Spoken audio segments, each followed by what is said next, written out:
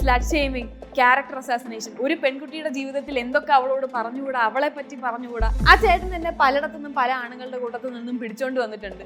ഞാൻ പലരുടെയും മടിയിലിരിക്കുന്ന കണ്ടിട്ടുണ്ട്, അവിടെ നിന്ന് എന്നെ വിളിച്ചിറക്കി കൊണ്ടുവന്നിട്ടുണ്ട്. ഇവര് തന്നെ ഇത് സപ്പോർട്ട് ചെയ്യാൻ വേണ്ടി പറയുന്നതല്ല, എനിക്കിട്ട് വെക്കുന്നതാണ്. എനിക്ക് കിട്ടിയ അവസരം എന്നെ ഉറപ്പിച്ച് വെച്ചിരുന്ന സ്ഥാനത്ത് നിന്ന് അവർക്ക് ഈസി ആയിട്ട് എന്നെ എടുത്തെറിയാൻ പറ്റി.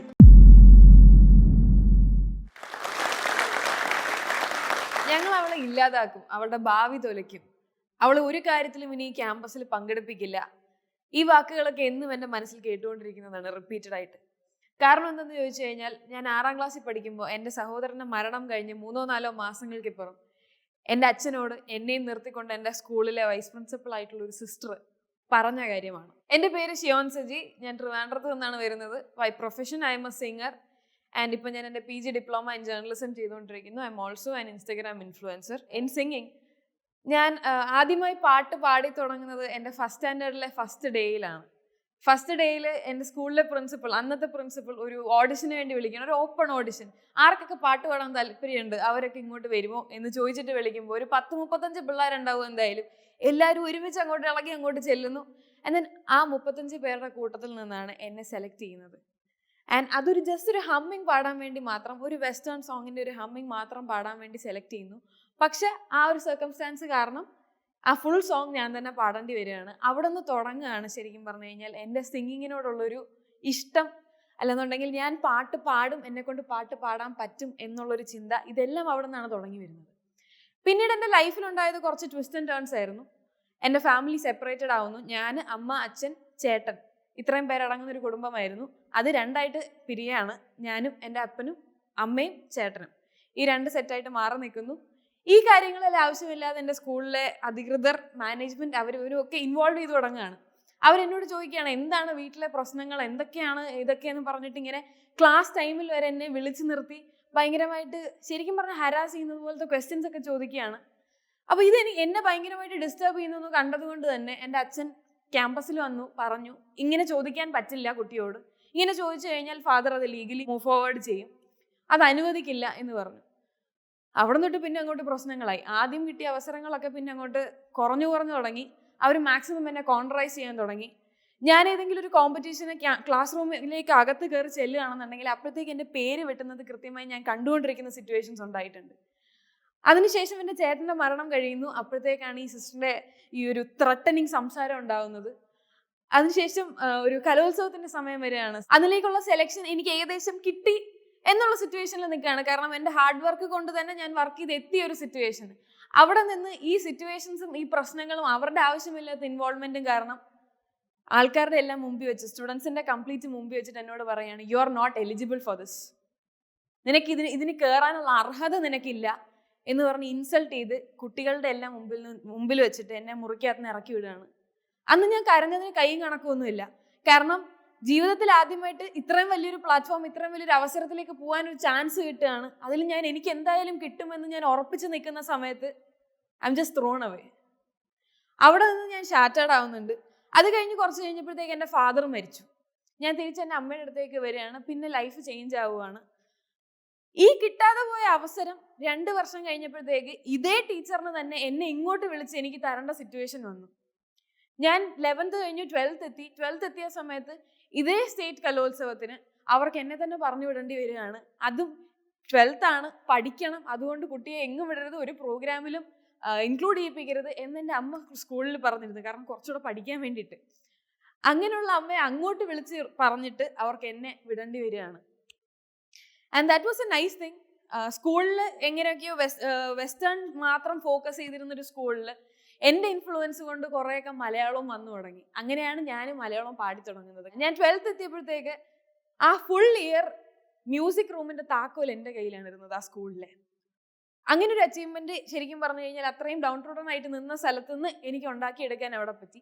പക്ഷെ സ്കൂള് കഴിഞ്ഞ് പുറത്തേക്ക് ഇറങ്ങിയപ്പോഴത്തേക്ക് ഇതെല്ലാം പിന്നെയും തിരികട മൊത്തം മാറി മറിഞ്ഞു. കാരണം കോളേജിലേക്ക് കയറുകയാണ്. കോളേജിൽ ആദ്യം കോവിഡ് എറയായിരുന്നു. അതുകൊണ്ട് തന്നെ ഏകദേശം ഒരു വർഷത്തോളം ഞങ്ങൾ ക്യാമ്പസിൽ കയറിയിട്ടില്ല. വീട്ടിലിരുന്നാണ് ഓൺലൈൻ ക്ലാസ്സുകളാണ് അറ്റൻഡ് ചെയ്തിട്ടുള്ളത്. അത് കഴിഞ്ഞ് ക്യാമ്പസിൽ കയറിയിട്ടുള്ള കുറച്ച് കാലം എന്ന് പറഞ്ഞു കഴിഞ്ഞാൽ ആദ്യം എല്ലാ പരിപാടിക്കും ഞാൻ ഇൻവോൾവ് ചെയ്യുന്നു, എല്ലാ പ്രോഗ്രാംസിനും വളരെയധികം ആക്റ്റീവായിട്ട് നിൽക്കുന്നു. ഭയങ്കരമായിട്ടുള്ള ഒരു ആക്ടിവിറ്റി ആണ് കണ്ടുകൊണ്ടിരുന്നത്. പക്ഷെ അതിൻ്റെ ഇടയ്ക്ക് ഒരു പ്രശ്നം ഉണ്ടായി. ഞങ്ങളുടെ സ്കൂളിലൊരു കോളേജിലൊരു പ്രൊഫസർ ഉണ്ടായിരുന്നു.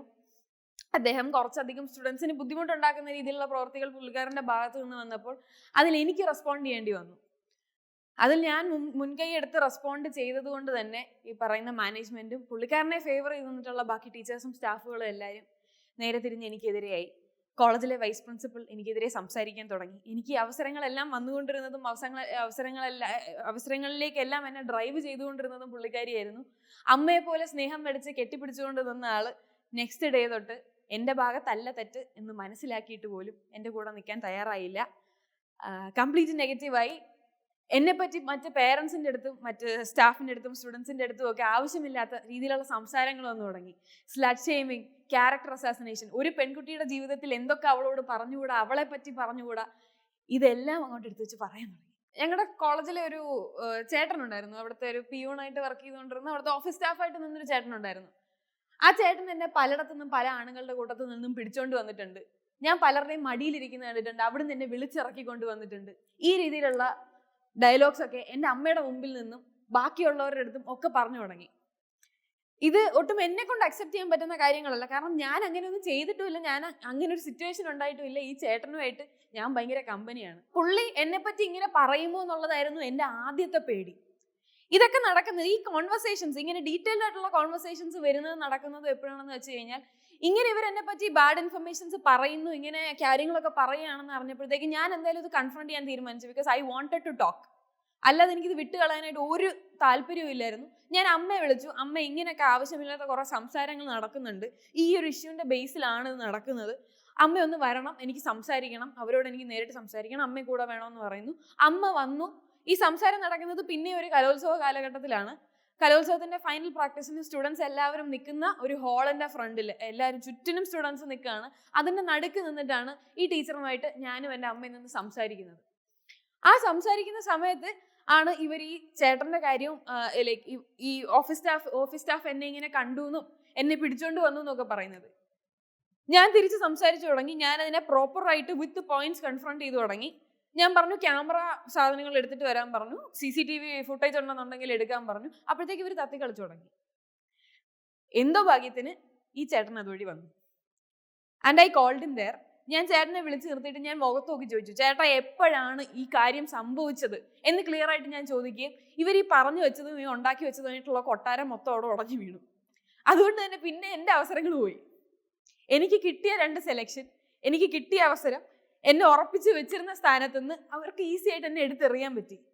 അത് പിന്നെ ഉണ്ടാക്കിയ ബ്രേക്ക് ഡൗൺ എന്ന് പറഞ്ഞാൽ ഇത് ഒന്നല്ല രണ്ടല്ല പല തവണയായിട്ട് ഇത് തന്നെ സംഭവിച്ചുകൊണ്ടിരിക്കുകയാണ് എൻ്റെ ലൈഫിൽ. ഇങ്ങനെ പ്രശ്നമായിട്ട് വല്ലാത്തൊരു സിറ്റുവേഷനിൽ ഇരിക്കുന്നു. എനിക്ക് ഫൈബ്രോമയാൽജിയ എന്ന് പറഞ്ഞിട്ടൊരു അസുഖം ട്രിഗർ ചെയ്യാണ് അവിടെ. എനിക്ക് ഏകദേശം 1 മാസത്തോളം എനിക്ക് കോളർ ഇട്ട് നടക്കേണ്ട സിറ്റുവേഷൻ വരെയാണ്. എൻ്റെ മസിൽസ് ഒക്കെ സ്റ്റിഫ് ആവുകയാണ്. കാരണം ഈ സ്ട്രെസ് അങ്ങോട്ട് താങ്ങാൻ പറ്റാഞ്ഞിട്ട്. ഈ ഇരിക്കുന്ന ടൈമിലാണ് എനിക്ക് ഫസ്റ്റ് സ്റ്റേജ് പ്രോഗ്രാമിന് ഒരു കോൾ വരുന്നത്. Out of institution, out of the campus, ഈ ഒരു കംഫർട്ട് സോണിൽ നിന്നൊക്കെ മാറി ഒരു പബ്ലിക് പ്രോഗ്രാമിനുള്ള ഒരു അവസരം വരുന്നത്, ആദ്യത്തേത്. അത് ഞാൻ എന്തായാലും വിട്ട് കളയില്ല എന്ന് ഞാൻ തീരുമാനിച്ചു. കാരണം ഞാൻ ഇത്രയും ബ്രോക്കണായി, ഞാൻ ഇത്രയും ഷാറ്റേർഡ് ആയിരിക്കുകയാണ്. അവിടുന്ന് എന്തായാലും ഞാൻ വിട്ട് കളയില്ല എന്ന ഉറപ്പോടുകൂടി ഞാൻ ആ പ്രോഗ്രാം ചെയ്യുന്നു. അത് കഴിഞ്ഞ് 1-2 സ്റ്റേജുകളൊക്കെ ഞാൻ കവർ ചെയ്തു. ട്രിവാൻഡ്രത്തെ ഫുൾ ക്രൗഡ് വരുന്ന സ്റ്റേജൊക്കെ ഞാൻ കവർ ചെയ്തു. അതിനുശേഷം എൻ്റെ ഫുൾ ബാൻഡായിട്ട് ആദ്യമായിട്ടൊരു ഫുൾ ബാൻഡ് ഉണ്ടാക്കി ലോഞ്ച് ചെയ്യാനുള്ള പരിപാടിയിലാണ്. അങ്ങനെ ലോഞ്ച് ചെയ്യാൻ നിൽക്കുന്ന സമയത്ത് അത് തിരുവനന്തപുരത്തെ ഏറ്റവും വലിയ ഒരു ഓപ്പൺ സ്റ്റേജിലാണ് നടക്കുന്നത്. നിശാഗന്ധി എന്ന് പറയുന്ന ഒരു സ്റ്റേജിലാണ്. അവിടെ ഒരു ഇവന്റ് ടീം വന്നിട്ട് എടുത്തതാണ്. അവരുടെ മാനേജിങ്ങിന്റെ ഒരു ചെറിയ ഇഷ്യൂ വന്നതുകൊണ്ട് തന്നെ അവർക്ക് ഈ ബാൻഡ് പ്രോഗ്രാം മാത്രം ക്യാൻസൽ ചെയ്യേണ്ടി വരികയാണ്. അവരുടെ ടൈമിംഗ് മാറിപ്പോയി. ഉച്ചയ്ക്ക് 2:30 ഞങ്ങൾ അവിടെ ചെന്ന് നിൽക്കുകയാണ്. വൈകിട്ട് ഏകദേശം 7 മണി 8 മണി ആയപ്പോഴത്തേക്കാണ് ഞങ്ങൾ പെർഫോം ചെയ്യുന്നത്.